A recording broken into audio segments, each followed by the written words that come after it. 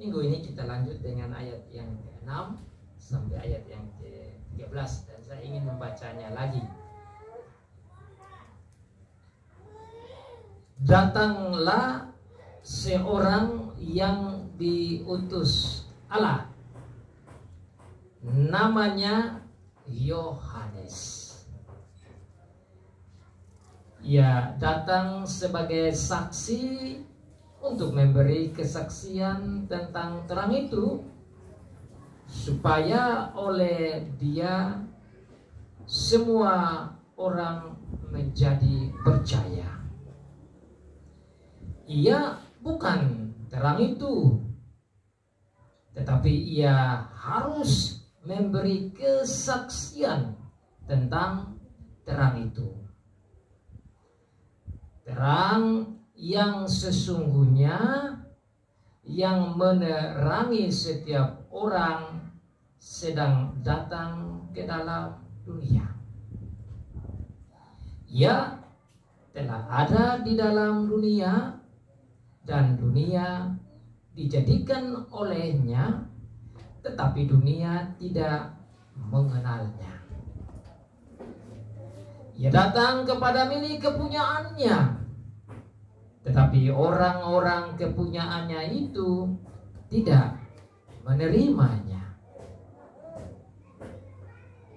Tetapi semua orang yang menerimanya diberinya kuasa supaya menjadi anak-anak Allah, yaitu mereka yang percaya dalam namanya. Orang-orang yang diperanakan bukan dari darah atau dari daging, bukan pula secara jasmani oleh keinginan laki-laki, melainkan dari Allah. Demikianlah jawab pembacaan firman Tuhan. Diberkati bagi setiap anak Tuhan yang membaca, yang mendengar, dan yang melakukan firman Tuhan.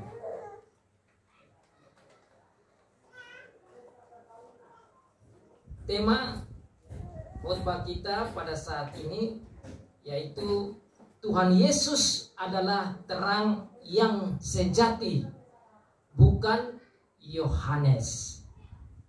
Tuhan Yesus adalah terang yang sejati, bukan Yohanes. Ada 7 poin yang akan saya sampaikan pada saat ini. Yang pertama, Yohanes sebagai manusia dikirim dari Allah. Yohanes sebagai manusia dikirim dari Allah. Nomor 2, Yohanes dikirim sebagai saksi tentang terang itu.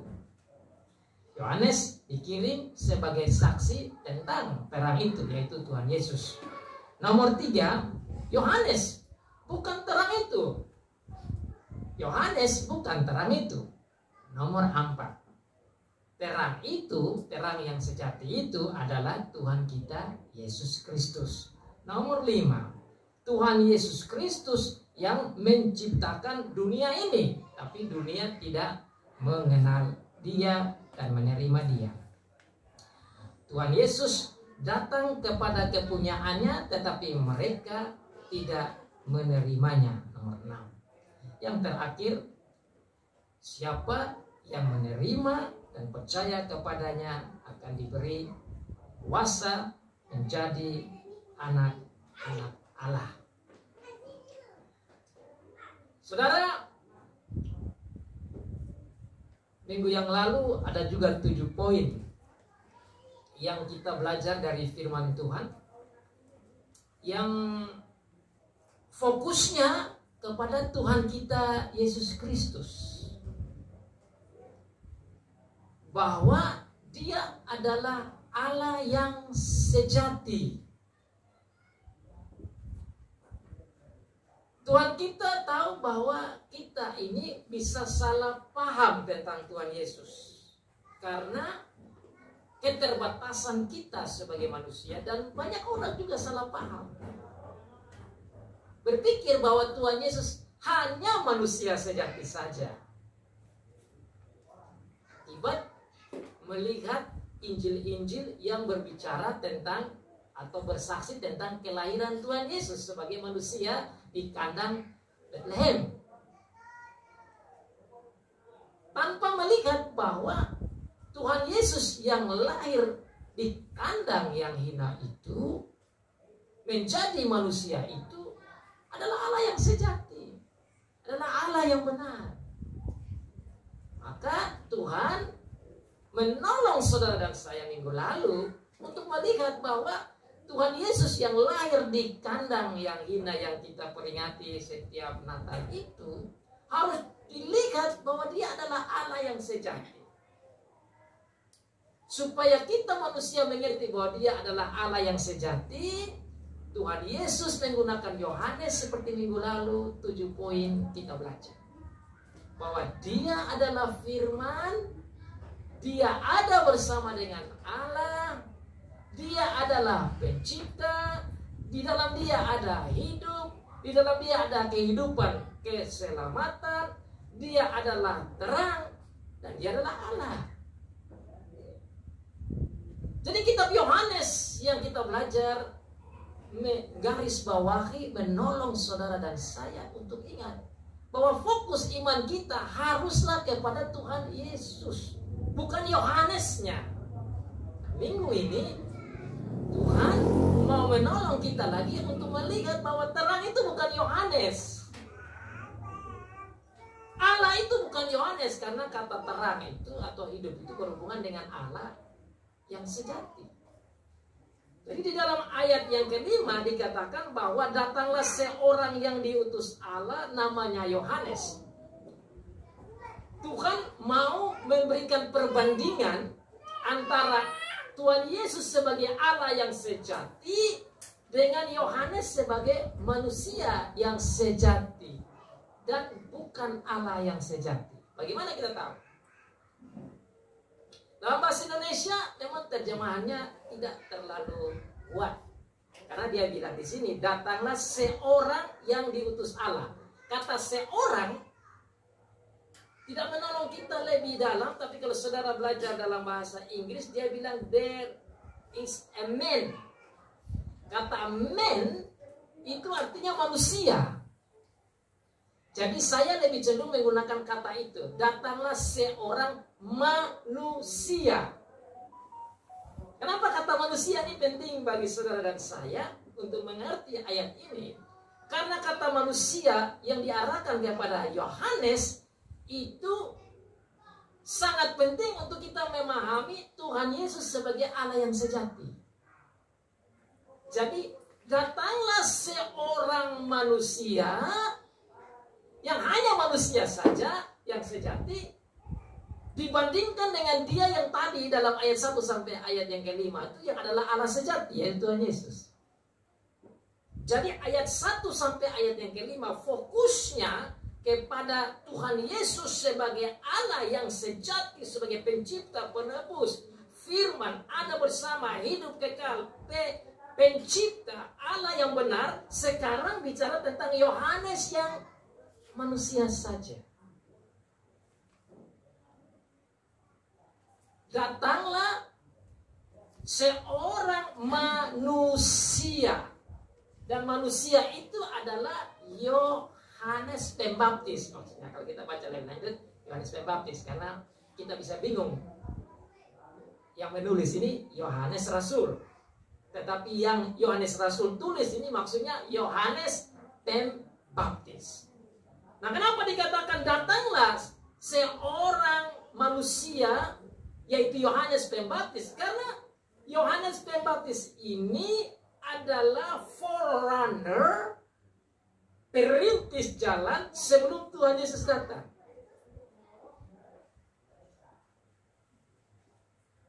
Saudara masih ingat cerita tentang Yohanes waktu lahir?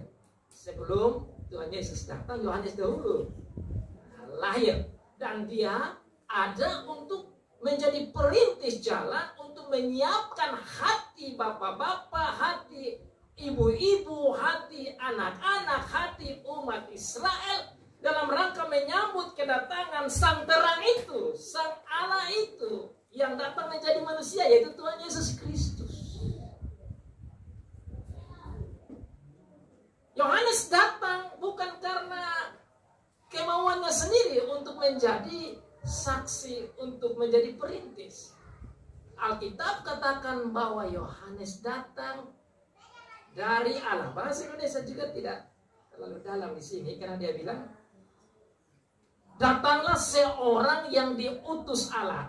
Di dalam bahasa asli itu dia bilang, datanglah seorang yang diutus dari Allah. Jadi Allah yang menyiapkan Yohanes Pembaptis untuk menyiapkan jalan bagi kedatangan Tuhan Yesus yang adalah Allah itu, sehingga umat Tuhan menerima Tuhan Yesus sebagai Mesias yang dijanjikan, sebagai anak Allah yang hidup, sebagai juru selamat. Sebentar, saya berharap dalam aplikasinya, dalam khotbah ini saudara harus bersyukur bahwa kita sudah luar biasa mengenal Sang Juru Selamat. Tapi saudara tahu bahwa sebelum Yohanes datang, dia lahir dan dia jadi nabi untuk mewartakan firman Tuhan, untuk menyiapkan kedatangan Tuhan Yesus. Itu sebelum dia datang, ada selama 400 tahun itu tidak ada satu nabi pun yang muncul. Jadi bangsa Israel menunggu untuk Tuhan bisa datang dan menyiapkan dan mengirim hambanya. Tetapi selama 400 tahun diam. Jadi tatkala Yohanes datang itu, mereka berpikir bahwa inilah dia Mesias sudah. Jadi saudara, dalam membaca firman Tuhan, kita harus mengimajinasi dan atau berpikir bahwa kita seperti orang Yahudi juga lagi memahami tentang firman itu. Jadi orang Yahudi pada saat itu, sebelum Yohanes datang, mereka lagi rindu untuk menyambut kedatangannya Mesias, yaitu Tuhan Yesus. Sebentar saudara akan lihat lebih dalam ayat-ayat selanjutnya, dikatakan bahwa justru Tuhan Yesus datang, mereka tidak menerima. Dan saudara lihat, akhirnya Tuhan Yesus ditangkap dan mereka salibkan Tuhan Yesus. Satu hal yang kontradiksi sekali, dan kita perlu belajar ini dalamnya kasih Tuhan, sehingga dari sana kita dapat pemberitaan Injil dan kita dapat keselamatan. Jadi Tuhan mengirim Yohanes untuk menyiapkan jalan, untuk menyiapkan hati, untuk menyiapkan bangsa Israel menyambut kedatangan Tuhan yang datang sebagai manusia, yaitu Tuhan Yesus. Makanya saudara, dalam ayat selanjutnya saudara lihat, dikatakan di sana, mereka itu tatkala Yohanes mulai berdiri dan berkhotbah, dan khotbahnya tajam sekali, katanya, bertobatlah kamu karena kerajaan surga sudah dekat, dan dia membaptis orang untuk mengarahkan orang pada pertobatan. Itu. Terus mereka, orang Yahudi tanya, Kak, siapa kamu? Mereka berpikir bahwa ini sudah dia itu Mesias yang mereka tunggu beribu-ribu tahun. Saudara tahu Mesias ini kan sudah dijanjikan sejak Kejadian 3 ayat 15. Bahwa dia akan datang, Mesias akan datang. Jadi bangsa Israel itu mereka menunggu dan mereka berharap ada lahir itu Mesias. Sampai sekarang yang belum terima Tuhan Yesus pun masih menunggu itu Mesias. Jadi waktu Yohanes berdiri dan berkhotbah di padang gurun dan membaptis, mereka pikir ini dia Mesias itu. Maka mereka tanya kepada dia, siapakah engkau? Apa engkau Mesias? Apakah engkau Nabi Elia? Dia bilang bukan. Apa yang dia jawab? Dia bilang, akulah suara yang berseru-seru itu. Dalam kitab Matius dikatakan bahwa suara itu yang dikatakan dalam Yesaya pasal 40. Tapi gue pasti ingat ayat itu. Itu Nabi Yesaya sudah berkata tentang Yohanes punya action, kesaksian, pekerjaannya sebagai pengkhotbah, perintis, forerunner untuk siapkan bangsa Israel menyambut kedatangan Tuhan Yesus. Jadi Yohanes datang, saat dia berbicara, ini adalah the fulfillment, adalah penggenapan dari janji Tuhan tentang kedatangan Yohanes di dalam Yesaya pasal 40. Saudara bisa baca di sana, ayat yang pertama sampai ayat yang kelima.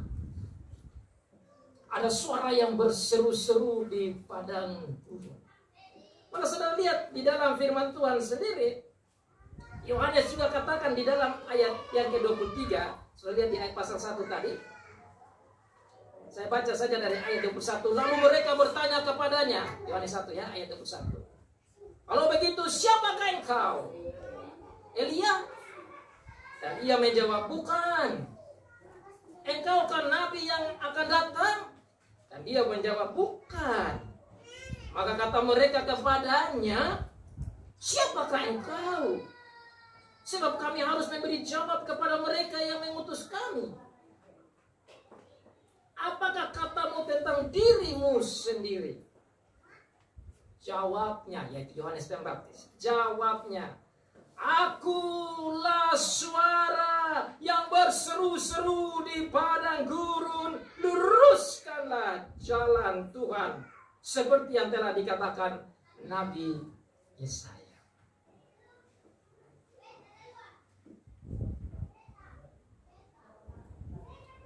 Yohanes mau katakan bahwa apa yang Tuhan sudah katakan di perjanjian lama tentang suara yang berseru-seru, luruskanlah jalan, itu adalah memang betul. Tuhan tidak janji saja, tapi Tuhan janji dan Tuhan genapi. Dan sekarang Yohanes menjelaskan kepada mereka, aku dia itu. Dengan kata ini Yohanes mau sampaikan bahwa aku bukan dia Mesias itu. Dan mereka lagi cari tahu, mereka ingin tahu kalau ini dia Mesias, ya mereka mau percaya juga.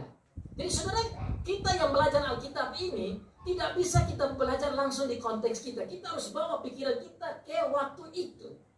Bagaimana orang Yahudi bercakap-cakap dengan Yohanes untuk mengerti ayat-ayat ini.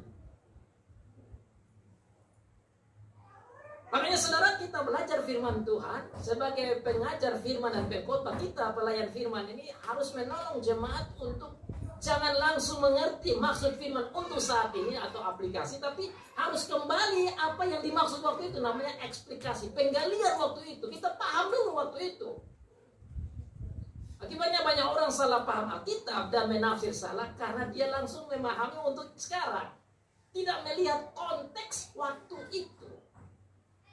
Konteks waktu itu saat Tuhan menyuruh Rasul Yohanes menulis ayat ini, yaitu mau menjelaskan kepada saudara dan saya bahwa pada waktu itu orang-orang ingin mengetahui tentang Yohanes, di mana Yohanes datang bukan sebagai terang atau Mesias itu, tapi dia adalah manusia saja dibanding dengan terangnya adalah Allah itu. Maka di start dari ayat pertama sampai ayat 5, terang itu, firman itu adalah Tuhan Yesus. Dia itu adalah Allah. Maka bagian berikut yang datang berbicara tentang terang itu, yaitu Yohanes Pembaptis. Dia bukan Allah, dia manusia saja. Kalau tidak memahami ini, mereka akan melihat Yohanes sebagai Allah. Dan itu yang sering terjadi di dunia kita.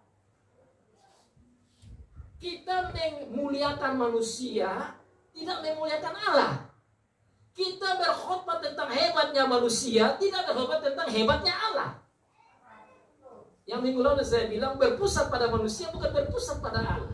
Tuhan memberitakan firman lewat Yohanes di sini. Nomor 1 Tuhan Yesus Allah dulu, ayat 1 sampai ayat yang ke-5 yang minggu lalu kita belajar. Dia adalah Allah, dia adalah firman, dia adalah pencipta, dia adalah hidup, dia adalah terang. Dia yang kesimpulannya adalah Allah yang sejati dan benar. Sekarang ayat yang ke-6 sampai 13 ini berbicara tentang dia yang diutus, yaitu Yohanes itu bukan Allah.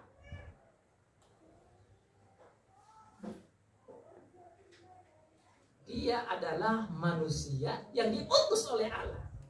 Berarti dia itu bukan Allah, dia datang karena Allah lagi. Dengan demikian, apa yang dia omong tentang terang itu harus dipercayai karena dia omong tentang Allah dan dia datang dari Allah. Memang dia bukan Allah, tapi apa yang dia omong tentang Allah, tentang terang itu harus terima. Makanya di bagian kedua, saya sampaikan bahwa Yohanes itu adalah saksi. Katakan di sana, ia datang sebagai saksi. Dia adalah manusia yang Tuhan kirim untuk bersaksi tentang terang itu. Jadi bangsa Israel waktu itu tatkala mendengar kesaksian-kesaksian khotbah pengajaran yang disampaikan oleh Yohanes Pembaptis harus didengar sebagai saksi yang diutus oleh Allah untuk menyiapkan bangsa Israel, menyiapkan diri menyambut kedatangan Sang Terang. Apa maksud dari ini? Tujuannya supaya bangsa Israel mengerti the deep love of God. Dalamnya cinta kasih Tuhan kepada bangsa Tuhan. Ingat baik-baik, 400 tahun dia datang Yohanes, datang memberitakan tentang terang itu. Tujuannya apa? Supaya mereka melihat akan kesetiaan Tuhan, bahwa Tuhan janji Mesias itu bukan hanya asal janji. Memang ini sekarang dia akan datang, tapi sebelum dia datang saya sampaikan kepada kamu. Tugas Yohanes yaitu sebagai penyaksi. Tugas Yohanes yaitu sebagai pemberita untuk menyiapkan hati umat Israel, agar supaya mereka menyiapkan diri menyambut kedatangan Tuhan Yesus Kristus. Kalau saudara baca selanjutnya dalam pasal yang kedua, pasal yang ketiga, itu Yohanes sendiri katakan kepada bangsa Israel, umat Yahudi waktu itu, bahwa dia ini datang sebagai saksi untuk memberitakan hal tentang pertobatan, agar umat Israel bertobat dan menerima Tuhan Yesus dan bisa menjadi anak-anak Allah seperti yang Tuhan harapkan.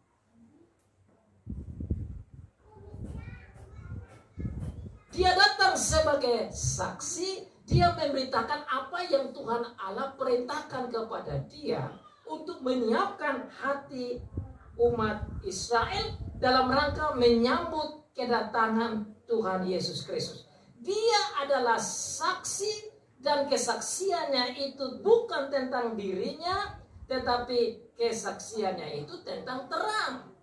Kenapa dia bersaksi tentang terang? Supaya orang-orang bisa percaya kepada Sang Terang, yaitu kembali kepada Tuhan Yesus Kristus. Bukan percaya dan menyembah Yohanesnya, tetapi percaya dan menerima Sang Terang itu, yaitu Tuhan Yesus sebagai Mesias, sebagai Mesias yang dijanjikan, sebagai Juru Selamat, sebagai Allah yang datang menjadi manusia untuk menyelamatkan umat. Nah, bagi saudara dan saya saat ini, kita harus melihat bahwa Tuhan begitu baik. Tuhan begitu baik untuk bangsa Israel, dan kita juga mendapat sukacita dan kebaikan dari Allah lewat penulisan firman di sini. Maka Yohanes tatkala dia ada di bumi, tugas dia itu hanya menyampaikan berita tentang Sang Terang, tentang Tuhan Yesus Kristus itu.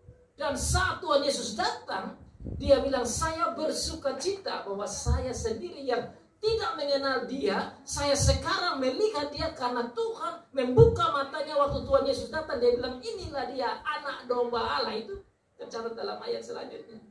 Yohanes melihat Tuhan Yesus, dia katakan, inilah dia anak domba Allah. Yohanes bersaksi tentang Tuhan Yesus Kristus, bukan tentang kehebatannya atau dirinya yang menjadi terang. Maka dalam ayat selanjutnya dikatakan Yohanes itu bukan terang. Nomor 3, Yohanes bukan terang. Dan dari sini saudara kita belajar bahwa Tuhan itu sudah sampaikan di ayat bahwa janganlah khotbah tentang diri itu. Yohanes ini bisa saja khotbah tentang diri. Wah, ini orang luar biasa ini Yohanes ini. Sampai orang-orang Yahudi saja yang pintar-pintar waktu itu pikir dia itu nabi. Dia bisa saja karena dia punya kemuliaan tersendiri, tapi luar biasa karena memang dia diutus oleh Tuhan dan dia tahu diri. Dia hanya bicara tentang Tuhan Yesus, tentang Allah, kebaikan Allah, dan menyiapkan bangsa Tuhan mengarah pada Allah, mengarah pada terang, bukan kepada dia. Maka dikatakan, dia ini bukan terang. Siapa itu terang? Terang itu adalah Tuhan Yesus sendiri.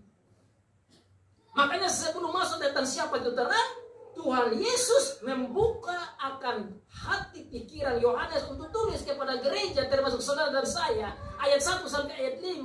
Siapa itu terang? Terang itu adalah firman. Siapa itu terang? Terang itu adalah Allah. Siapa itu terang? Terang itu bersama dengan Allah. Siapa itu terang? Terang itu adalah hidup. Siapa itu terang? Terang itu bersama dengan Allah. Siapa itu terang? Terang itu adalah pencipta. Siapa itu terang? Terang itu adalah Allah.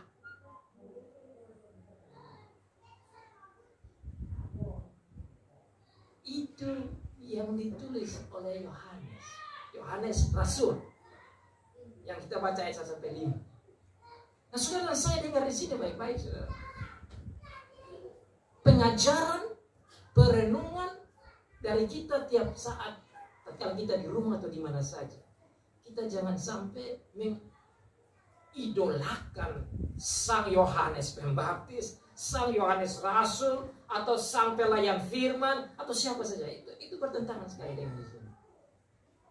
Karena ayat 1 sampai 5 omong Tuhan Yesus sebagai Allah sejati, Allah sejati, Allah sejati, Allah sejati. Sampai Yohanes pun datang, dia bilang, aku tidak bisa bahkan mau memegang dia punya sandal atau sepatu saja saya tidak layak. Betapa mulianya Tuhan Yesus itu. Padahal Yohanes ini sudah luar biasa. Maka saudara, tidak tepat kalau kita terlalu berfokus bicara tentang manusia dan bukan Allah. Oleh karena itu kata manusia di ayat yang 6 tadi saya bilang, datanglah seorang manusia. Banding dengan Allah sejatinya Tuhan Yesus. Sang manusia yang diutus Allah ini bertanggung jawab untuk bicara tentang sang Allah itu, yaitu terang itu. Jadi dia bukan terang. Terang yang sebenarnya adalah Tuhan Yesus Kristus. Itulah yang nomor 4. Dikatakan di sana, saudara lihat. Ia bukan terang itu, tetapi ia harus memberi kesaksian tentang terang itu. Tugas Yohanes Pembaptis memberitakan, menyaksikan tentang terang itu, bukan tentang diri. Sama juga dengan saudara dan saya, aplikasinya. Kita punya pemberitaan harus bicara tentang terang itu, bukan diri kita. Terang yang sesungguhnya yang menerangi setiap orang sedang datang ke dalam dunia. Ayat yang ke-9 ini dalam bahasa asli sebenarnya harusnya terjemahan begini. The true light. Terang yang sesungguh artinya Tuhan Yesus itu terang yang sesungguh. Yohanes bukan terang itu adalah Tuhan Yesus. Bahkan dikatakan terang yang sesungguhnya, kata sesungguhnya dalam bahasa Inggris dia bilang true, artinya sejati, artinya bukan palsu. Bagi orang Yahudi mendengar ini, saudara, mereka tertolong sekali.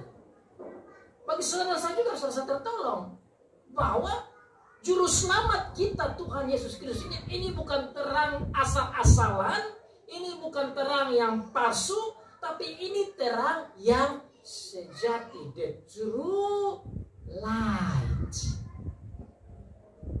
John is not the true light, Jesus is the true light. The apostles are not the true light, Jesus is the true light. The prophets are not the true light, Jesus is the true light. The pastor are not the true light, Jesus is the true light. Nabi-nabi bukan terang yang sesungguhnya, Tuhan Yesus adalah terang yang sesungguhnya. Rasul-rasul bukan terang yang sesungguhnya, Yesus adalah terang yang sesungguhnya. Sekarang Yohanes bukan terang yang sesungguh itu, Yesus adalah terang yang sesungguhnya. Ya, sudah lihat luar biasa. Tuhan tidak suruh tulis kamu adalah terang yang sesungguhnya kepada Yohanes, tapi ditulis di sini terang yang sesungguhnya itu adalah Yesus Kristus. Saudara lihat dalam ayat selanjutnya, ayat 17. Sebab hukum Taurat diberikan oleh Musa, tapi kasih karunia dan kebenaran datang oleh Yesus Kristus, sudah mengarah pada Tuhan Yesus Kristus. Dialah yang datang menjadi manusia, dialah terang itu. Jadi fokus semua kepada Tuhan Yesus Kristus. Christ center preaching and teaching and witnessing. Khotbah, pengajaran, kesaksian yang berpusat pada Tuhan Yesus Kristus. Karena dialah terang yang sesungguhnya.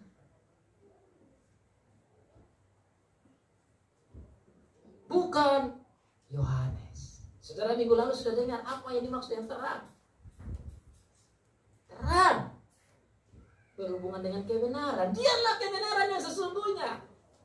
Terang berhubungan dengan keadilan. Dialah sang keadilan yang sesungguhnya. Terang berhubungan dengan kehidupan. Dialah itu kehidupan yang sesungguhnya. Makanya kalau mau cari kebenaran, di dia situ. Bukan di Yohanes. Makanya mau cari keadilan, di dia ini, Tuhan Yesus Kristus ini. Bukan di Yohanes. Makanya mau cari kehidupan yang kekal, di dia ini, terang ini, Tuhan Yesus. Bukan di Yohanes. Yohanes menggiring orang kepada terang itu. Makanya Tuhan Yesus saat di bumi dia bilang apa? I am the way. Akulah jalannya. Bukan Yohanes. Dia sendiri katakan itu. I am the way. Akulah jalannya. Sebenarnya dia mau katakan saya ini Allah. Ini saya ini Allah nih. Bukan di manusia. Bukan di Yohanes. Bukan di rasul-rasul. Saya. Semua berbicara tentang saya. Silakan buka dalam kitab Lukas. Tatkala dia mau naik ke surga, dia ketemu murid-muridnya. Dia bilang apa? Semua yang tertulis tentang aku, kitab-kitab perjanjian lama, kitab nabi-nabi semua berbicara tentang aku. Dan itu kamu sampaikan di dunia ini. Kita ini harus menjadi saksi tentang dia. Karena dialah Dewi. Dia adalah Dewi. Itu dia mengatakan bahwa saya ini terang. Mari kita bayangkan tentang terang itu. Saudara dan saya tidak akan bisa jalan kalau gelap. Saya juga jalan tapi raba-raba dan sesaat. Betul tidak? Tidak akan bisa jalan kalau kita di dalam kegelapan. Tapi tak kala terang senter atau terang lampu atau apa datang, kita mulai melihat jalan.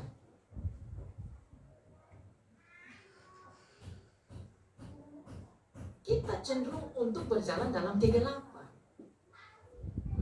Hati kita, keinginan kita, pikiran kita, jiwa kita, diri kita ingin hidup dalam kegelapan. Setan juga mau memimpin kita dalam kegelapan. Sesama kita juga mau tarik kita ke dalam kegelapan. Sehingga jalan menuju pada kehidupan itu tidak bisa kita sampai dengan diri kita sendiri. Who is the way? We need the light. Bagaimana kita bisa dapat jalan itu? Kita butuh terang. Dan dalam gambaran hidup sehari tentu jelas. Tatkala listrik mati gelap, kita butuh senter, artinya ilustrasi terang itu. Kita butuh satu lampu supaya bisa lihat jalan. Sama juga yang mau bawa mobil gelap semua, kalau tidak ada lampu ya tak tahu ramai nabrak, sesat di jalan. Itu ilustrasinya jelas. Tatkala Tuhan bilang dia adalah terang, itu jelas. Yohanes bukan terang itu, dia omong tentang terang itu. Tapi terang itu Tuhan Yesus. Jadi kalau mau jalan supaya bisa lihat menuju pada tujuan, ya tujuan lainnya itu menuju hidup yang kekal, kita butuh sang lampu terang itu. Dan bukan lampu terang seperti senter yang pakai tiba-tiba mati, itu palsu, terang yang tidak kuat itu palsu. Semua lampu kita tidak sekuat, sehebat terang yang sejati. Makanya dikatakan di sini, He is the true light. Dalam bahasa asli itu Tuhan Yesus adalah terang yang sesungguhnya, berarti terang di dalam dia ini tidak akan mati. Bukan terang yang palsu yang dibuat oleh manusia. Matahari pun nanti akan hilang. Tapi juru selamat kita yang adalah terang ini adalah terang yang sejati. Dan karena dia adalah terang yang sejati, maka di dalam dia kita melihat jalan. Dari aja connect dengan Tuhan Yesus bilang, I am the way. Akulah jalan. Kenapa? Ya di dalam dia dalam terang. Jadi saudara dan saya, kalau mau jalan di dalam jalan yang menuju pada tujuan, ya harus memiliki terang itu. Kalau tidak, kita jalan dalam kegelapan. Mari saudara, saya ajak kita lihat apa percakapan Tuhan Yesus dengan Nikodemus yang juga ada gelap-gelap. Tuhan Yesus buka jalan, kasih dia. Percakapan Tuhan Yesus sangat dalam dengan Nikodemus. Mari kita lihat di pasal 3, Yohanes pasal 3. Tatkala Tuhan Yesus bercakap-cakap dengan Nikodemus tentang lahir baru, kemudian dia berbicara selanjutnya bahwa dia harus lahir baru, artinya bertobat, dan dia harus datang kepada Tuhan Yesus. Harus percaya dia sebagai anak Allah, as the Son of God, because only in Him, as the Son of God, you have the everlasting life. Engkau akan dapat keselamatan yang kekal itu kalau engkau percaya kepada anak Allah. Saudara, saya baca dari ayat yang ke-13. Tidak ada seorang pun yang telah naik ke surga selain dia yang telah turun dari surga, yaitu anak manusia. Ini sudah bicara tentang dirinya, ayat 14 dari pasal 3. Dan sama seperti Musa meninggikan ular di padang gurun, demikian juga anak manusia harus ditinggikan, supaya setiap orang yang percaya kepadanya beroleh hidup yang kekal. Ini Tuhan Yesus punya kata-kata ini. Ini bukan lagi Yohanes Pembaptis atau Rasul Yohanes. Ini Tuhan Yesus sendiri yang omong kepada Nikodemus yang notabene adalah orang pintar, orang Alkitabiah, ahli sekadar dalam Alkitab ini. Tuhan Yesus membuka pikirannya. Mau selamat, engkau harus percaya kepada anak manusia itu. Sama seperti Musa meninggikan ular di padang gurun, demikian juga anak manusia harus ditinggikan, supaya setiap orang yang percaya kepadanya beroleh hidup yang kekal. Ini mau kirim Nikodemus kepada percaya dan menerima dia sebagai terang, sebagai jalan itu. Karena begitu besar kasih Allah akan dunia ini, sehingga ia telah mengurniakan anaknya yang tunggal, supaya setiap orang yang percaya kepadanya tidak binasa, melainkan beroleh hidup yang kekal. Ayat yang saya sering hafal. Ini kata-kata dari Tuhan Yesus sendiri, bahwa dia datang karena kasih Allah, dan siapa yang percaya pada dia memperoleh hidup yang kekal, tidak binasa. Artinya siapa yang percaya kepada dia, melihat jalan itu dan menuju pada tujuan itu, dia tidak akan menuju pada kebinasaan. Sebab Allah mengutus anaknya ke dalam dunia ini bukan untuk menghakimi dunia, ayat 17, melainkan untuk menyelamatkannya oleh dia. Barang siapa percaya kepadanya, ia tidak akan dihukum. Barang siapa tidak percaya, ia telah berada di bawah hukum, sebab ia tidak percaya dalam nama anak tunggal Allah. Tuhan Yesus sendiri omong, dia adalah anak tunggal Allah. Jelas, dia sendiri omong, dia adalah Allah itu. Dan harus percaya kepada dia. Jadi bukan saja Yohanes yang berbicara tentang dia, dia juga bersaksi bahwa dia memang anak tunggal Allah. Dia itulah terang itu. Lewat dialah dapat keselamatan. Dan inilah hukum Taurat, hukuman itu ayat 19, terang telah datang. Lihat ini, kata terang muncul. Apa itu terang? Terang itu bawa kehidupan. Hidup itu telah datang. Jalan itu telah datang. Saya ini. Lihat itu setelah kata terang muncul. Terang telah datang ke dalam dunia, tetapi manusia lebih menyukai kegelapan daripada terang, sebab perbuatan-perbuatan mereka adalah jahat. Tuhan Yesus omong sendiri. Yang tadi saya omong ini Tuhan Yesus juga bicara. Kita mau pada kegelapan. Oleh karena kecenderungan kita, tatkala jatuh dalam dosa, kita cenderung kepada kejahatan. Maka Tuhan menolong kita dengan mengirim anaknya yang tunggal, supaya memberi terang kepada kita, supaya kita melihat itu jalan menuju pada kehidupan itu. Di dalam terang itu terlihatlah jalan itu, yang di dalam jalan itu ada kebenaran. Karena kebenaran itu equals terang. Hanya orang yang berbuat jahat saja yang main-main di gelap. Tapi orang-orang yang berbuat jahat tidak mungkin dia dalam terang. Maka orang-orang dalam terang, mereka membuah-buahkan kebenaran. Dan mereka yang membuah-buah kebenaran itu hanya bisa kalau ada di dalam terang. Maka harus percaya pada terang itu. Supaya terang itu menyinari kehidupan orang-orang yang sebelumnya gelap. Orang-orang yang gelap itu bisa bercahaya. Seperti sang terang itu bercahaya. Bercahaya apa? Bercahaya dalam kebenaran. Makanya itu bilang apa? I am the way. That is the light. And I am the truth. That is the life righteousness. Saya adalah jalannya dan terangnya. Dan di dalam jalan yang terang ini, saya juga kebenaran itu. Jadi mau mendapat kebenaran, harus dalam saya. Bangsa Yahudi harus menerima dia, supaya bisa jalan dalam kebenaran. Makanya Rasul Yohanes mencatat di sini, Yohanes harus menyiapkan bangsa Israel untuk menyiapkan hati mereka menyambut sang terang itu. Hati mereka siap supaya dia datang, dia diterima. Dan mereka bisa jalan di dalam terang dan di dalam kebenaran supaya sampai pada hidup. Maka 3 poin penting yang Yesus omong dalam Yohanes pasal 14 ayat 6. I am the way, I am the truth, I am the life. Cocok, saudara. Aku adalah jalan dalam terang. Akulah kebenaran dalam terang. Dan saya membawa kamu kepada hidup. Akulah jalan dan kebenaran dan hidup. Basta, saudara. Bukan Yohanes Pembaptis. Tuhan Yesus Kristus. Ini saudara, aplikasinya untuk kita apa ya? Saudara kita yang hidup, kita kan bukan orang Yahudi. Kita bukan orang Israel asli. Kita ini dicangkokkan saja. Tapi syukurlah kita dapat penderitaan seperti begini. Kita dimasukkan dan boleh menerima dia. Sehingga kita bisa lihat itu terang dan berjalan dalam terang. Dan menuju pada hidup itu di dalam dan oleh dia. Bukan kitanya.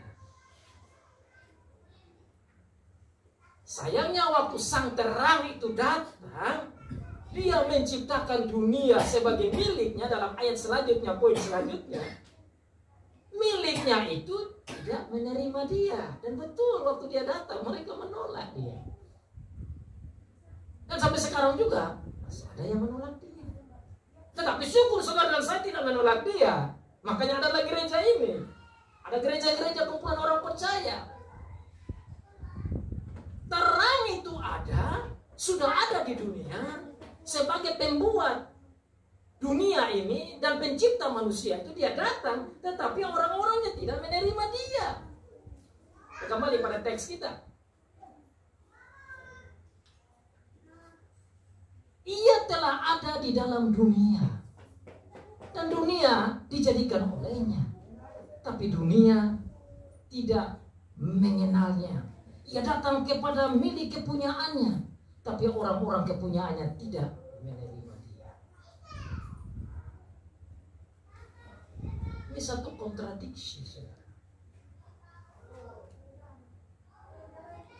Pemilik barang yang memiliki barang atau manusia, tapi manusia yang dimiliki oleh pemilik tidak menerima dan mengenal. Apa yang kita bisa pelajari dari sini? Kita pelajari bersama bahwa Tuhan mau katakan bahwa you are mine, I love you, I come to you, I want you to be with me, but you refuse me. Engkau adalah milikku, saya datang kepada engkau, engkau adalah kepunyaan, tapi kenapa engkau menolak saya? Bangsa Israel menolak dia sampai dia disalibkan, sampai dia mati. Itu kan bukti bukan orang luar, orang sendiri. Nah, ini bukan saja bagi bangsa Israel, tapi saudara dan saya, kita ini punya anak, punya istri, punya suami, punya apa saja di dalam rumah tangga kita. Jangan sampai ada dalam kita juga yang bersikap seperti begini. Ini tanggung jawab kita sama seperti Yohanes untuk bersaksi. Untuk sampaikan kepada suami, istri, anak kita untuk fokus kepada Tuhan Yesus as the way, the truth, and the life. Kita harus menolong keluarga kita untuk melihat ini, dan jangan sampai ada dari keluarga kita yang tidak menerima dia sebagai sang terang. Karena kalau tolak dia sebagai terang, mereka jalan dalam kegelapan dan semua ikuti saja. Pasti pasti orang-orang seperti begitu akan jalan terus dan cinta tinggal. Hanya kalau kita dibimbing kembali kepada Sang Terang. Hanya kalau keluarga kita ditolong oleh Tuhan kepada Sang Terang untuk melihat jalan itu. Poin yang terakhir, yang ketujuh tadi, barang siapa yang menerima dia akan diberikan power, kuasa untuk menjadi anak-anak Allah. Saudara dengar baik-baik, ini menurut harusnya bersuka cita. Saudara lihat ya ini Tuhan yang ngomong ya, bukan saya. Ayat yang ke-13, 12, 13. Tapi semua orang yang menerimanya diberi kuasa supaya menjadi anak-anak Allah, yaitu mereka yang percaya dalam namanya. Kalau saudara baca ayat ini cepat-cepat, saudara tidak lihat dalamnya cinta kebaikan Allah bagi saudara. Coba kita baca baik-baik. Let's read slowly and think about it. Tetapi semua orang yang menerimanya, artinya yang percaya kepadanya, yang mengikuti dia dan mengakui dia sebagai the God, the true God, the true light, sebagai Allah yang sejati, sebagai terang yang sejati, sebagai pencipta, sebagai firman itu, sebagai penebus. Mereka yang menerimanya diberi kuasa. Garis bawah saudara, kata kuasa itu.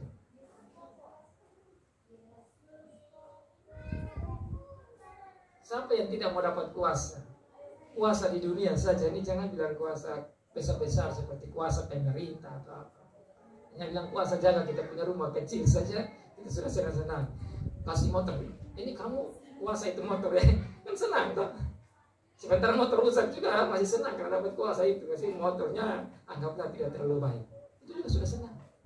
Nah, ini kuasa, ini bukan dapat terima motor atau mobil atau pesawat yang hancur juga.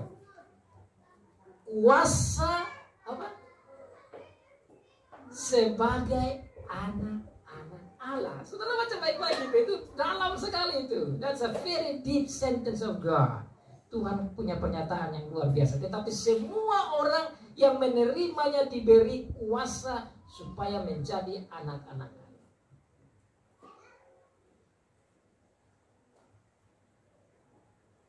Itu berarti sebelumnya bukan anak-anak Allah. Dan memang betul kita ini bukan anak-anak Allah. Tatkala manusia jatuh dalam dosa saat itu, semua anak-anak Adam tidak lagi menjadi anak-anak Allah. Cenderungnya ikut iblis punya mau. Saudara boleh buka saja Kejadian pasal 6, omong jahat terus. Karena begitu banyak jahat setelah kejatuhan itu, sampai Tuhan menurunkan air bah. Karena begitu jahatnya anak-anak Adam dan Hawa itu. Saudara buka lagi di dalam Kejadian pasal 8 ayat 21. Waktu Nuh ini sudah keluar, dia memberikan persembahan. Tuhan bilang, saya tidak akan menghukum dunia ini karena memang kecenderungan manusia itu kepada kejahatan sejak kecil. Bahkan Mazmur pasal 51 katakan, bukan saja sejak kecil seperti anak kecil, sejak dalam kandungan kecil dalam perut mama itu dalam dosa. Berarti gelap toh. Jadi kalau sudah gelap begini, bagaimana jalan keluarnya? Tidak ada, harus Allah sendiri yang datang kasih the way, jalan keluar. Nah, the way ini dalam Tuhan Yesus ini baru kita bisa diangkat kembali menjadi anak Allah, tidak lagi jadi anak iblis. Nah, kita tidak mau kita punya anak kita jadi anak iblis toh. Kita tidak mau. Kita harus mau supaya diri kita dan anak-anak kita dan suami dan istri dan siapa saja dekat dengan kita harus menjadi anak-anak Allah. Tapi bagaimana caranya? Untuk bisa menjadi anak-anak Allah, kata Tuhan, harus terima Tuhan Yesus sebagai Allah yang sejati. Makanya di gereja kita ini mendidik anak-anak kita di sekolah minggu, tujuannya supaya mereka mengerti tentang terang itu. Makanya di gereja setelah anak ini bertumbuh-tumbuh, dia harus berdiri di sini dan mengaku imannya. Mengaku iman apa? Mengaku bahwa dia adalah terang itu. Dia adalah my savior. Itu juru selamat saya. Maka saudara harus bersedia hati seandainya ada anak-anak kita yang arahnya menuju pada kegelapan, dalam arti tidak pegang keselamatan dalam Tuhan Yesus. Kita harus berdoa, kita harus memohon supaya mereka ada di dalam terang ini, karena dari situ mereka diangkat menjadi anak-anak Allah, saudara dan saya. Ayat yang selanjutnya dikatakan bahwa diangkat menjadi anak-anak Allah itu bukan keinginan laki-laki, dalam arti perempuan juga, dalam mama dan bapak. Bukan lahir sebagai anak-anak jasmania, tetapi anak-anak Allah secara rohani, secara spiritual. Saudara dan saya dan turunan kita menjadi anak-anak Allah. Apa pentingnya menjadi anak-anak Allah? Dengan berkata bahwa anak-anak Allah, dan dihubungkan dalam kalimat terakhir, bukan keinginan seorang laki-laki melainkan dari Allah. Saya melihat bahwa Tuhan ini dengan firman ini mau sampaikan kepada kita bahwa we are one great amazing family. Kita adalah satu keluarga yang besar dan mulia dan luar biasa. Itulah persekutuan orang percaya itu bagaikan keluarga. Dan ini cocok di orang kita di Indonesia, karena kita disuka pegang suku, keluarga, klan itu kuat sekali. Sayangnya kita lebih kuat ke klan, keluarga, suku, begitu kuat, tapi tidak melihat bahwa kekuatan rohani itu jauh lebih penting dari kekuatan klan, suku, tribe, dan sebagainya. Kalau kepala suku panggil semua rame-rame, mau acara nikah, apa semua, waduh kita rame di sana. Tapi kalau Tuhan lewat hambanya panggil bahwa kita keluarga, anak-anak Allah, hati berat, hitung-hitungan. Ini maksudnya saudara renungkan. Kita yang di dalam Tuhan Yesus, kita harus renungkan baik-baik. Yang menjadi anak-anak Allah oleh karena kemauan Allah, harus kita paham supaya tatkala kita bersekutu sebagai keluarga Allah begini, itu harus ada konsep yang jelas sebagai saudara dalam Allah, dan Allah adalah Bapa kita. Bapa panggil mau ketemu dengan anak-anaknya. Ini pertemuan antara Bapa dan anak-anak yang dalam gereja itu. Di rumah juga sama. Sebagai keluarga kita ibadah itu adalah persekutuan antara Tuhan dengan Bapa. Saudara juga waktu baca firman dan renungkan, itu adalah persekutuan antara saudara dengan Bapa. Kalau firman Tuhan katakan bahwa dia angkat menjadi anak-anak Allah, dan itulah kehendak Allah, maka dia mengatakan, I am your father. Akulah Bapamu. You are my children. Engkau adalah anak-anakku. Because of my son. Karena anak saya Tuhan Yesus Kristus itu. Yesus Kristus itulah yang membuat kamu diangkat menjadi anak-anak. Saya kalau bicara tentang ini, saya ingat aja, siapa yang tidak mau senang kalau tiba-tiba presiden bilang, kamu saya angkat jadi anak ya. Waduh, cerita besar, berikan kesaksian hebat-hebat. Biar dia lapar pun dia omong terus, dia beri kesaksian terus. Tapi siapa dari kita yang mau buat seperti begitu kalau dia dengar seperti ini bahwa dia juga adalah anak-anak Allah? Itu ilustrasi saya kira bagus sekali. Betul tidak? Kalau kita diangkat oleh orang besar yang kaya raya, kita senang dan cerita terus, omong-omong terus tentang itu. Tapi kita tidak suka banyak waktu ambil untuk omong bahwa kita adalah anak-anak Allah. Kita tidak bangga bahwa kita adalah anak-anak Bapa. Kita juga tidak bangga bahwa kita adalah keluarga besar Bapa. Kita tidak bangga bahwa kita ini adalah satu persekutuan keluarga Bapa. Apa yang saya renungkan ini saudara, saya kembali pada khotbah saya dalam kitab Kejadian. Kitab Kejadian saudara, Kejadian 1 ayat yang ke-26, 27. Bahwa manusia itu diciptakan menurut apa? Gambar dan rupa Allah. Kalau saudara banding dengan Kejadian pasal 5, anak dari Adam itu adalah gambar dari Adam. Ya?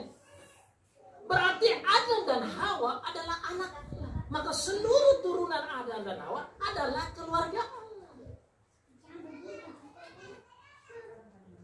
Adam dan Hawa pergi ikut setan, dia jadi keluarga setan. Tapi Tuhan datang ambil kita untuk jadi keluarganya. Inilah hanya lewat Tuhan Yesus.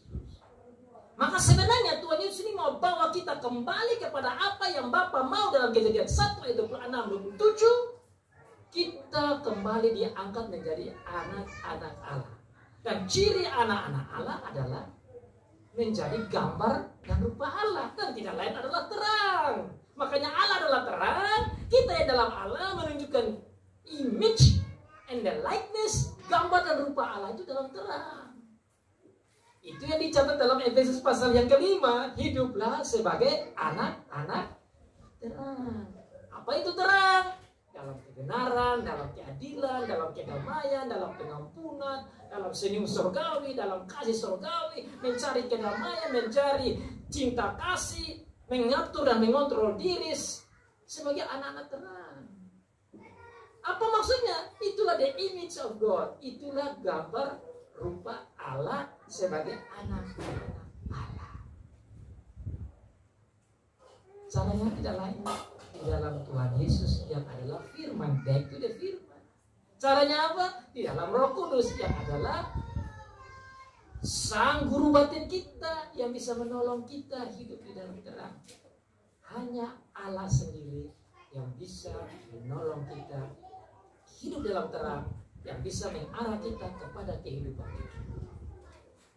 Jadi saudara, Yohanes adalah manusia yang dikirim Allah untuk menyaksikan tentang terang.